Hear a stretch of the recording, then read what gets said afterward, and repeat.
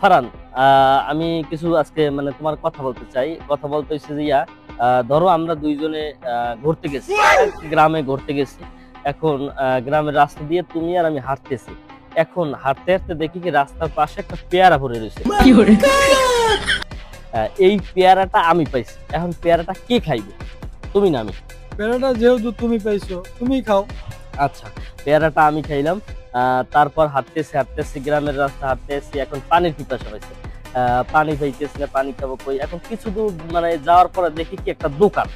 এখন দোকানে যাওয়ার পরে ওই জায়গায় যা পানি খাবো। এখন পানি কি আমি খাবো না তুমি খাবা?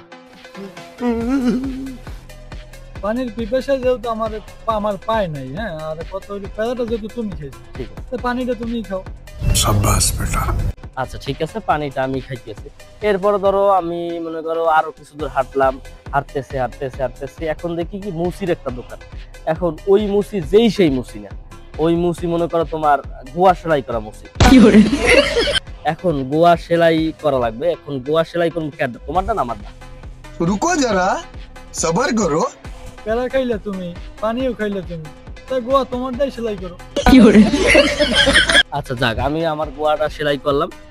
তো গোয়া সেলাই করার পরে এখন আবার হাঁটতেছি হাঁটতেছি হাঁটতেছি, এখন সামনে ঠান্ডা পড়ছে।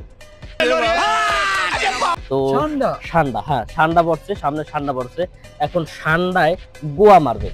গোয়া কেডা মারবে, তোমারটা মারবে না আমারটা মারবে? যেহেতু তোমার গোয়া সেলাই করা, হোগা সেলাই করা এক কথায়, তাহলে গোয়া আমারটাই মারার কথা।